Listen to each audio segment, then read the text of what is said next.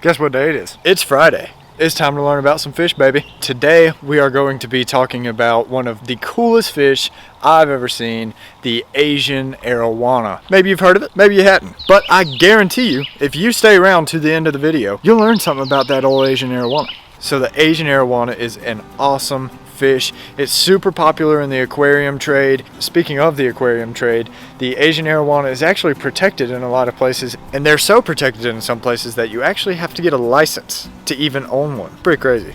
Stay tuned, buckle up, because we're fixing to dive into it in 3, 2, 1, let's go. So as I mentioned before, Asian arowanas are some of the coolest looking fish ever. They have really large scales, elongated fins, and honestly, they look sort of like a dragon, which is where they get one of their names, dragonfish. The Asian arowana only gets about 35 inches. Asian arowanas can range from orange, greens, yellows, reds, purples, all sorts of colors. It's an extremely endangered species native to Southeast Asia, where it loves to live in slow-moving blackwater rivers. They favor flooded forests and swamps over any other habitat, and their main forage, as they are a carnivore, is other fish. Now, some people look at arowanas and think that they are all from Asia, but there are arowanas that come from South America and Australia. One key difference in the South American arowana is that it doesn't have quite as wide of a body, and it's just overall a lot skinnier. The Australian arowana species are a little bit more confusing, but you can still tell the difference, and you can do this by looking at their lateral line scales, which they have fewer of, and by looking at their pectoral and pelvic fins. Unlike the mosquito fish, which we did in the last episode, Asian arowanas can take up to 4 years to reach adulthood. Pretty big difference. Female Asian arowanas can produce anywhere from 30 to 100 eggs, depending on how large they are and how mature they are. And just check this out. After the females lay the eggs, the males actually scoop them up in their mouths and keep them there until they hatch. And then when they hatch, the male will open up their mouths, let them swim out so the fry can gain muscle, skills, all that, and then he'll open his mouth back up and the fry will all swim back in. And the male will do this until the fry are ready to go and live on their own. And as you saw from the title, one of the variations of the Asian arowana is the most expensive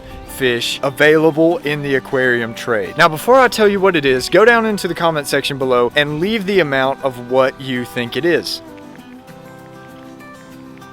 Do it yet? Good deal. If you guessed $400,000, you, my friend, would be correct. A platinum Asian arowana, which is this fish right here, can cost up to $400,000. You won't see this guy buying a platinum Asian arowana.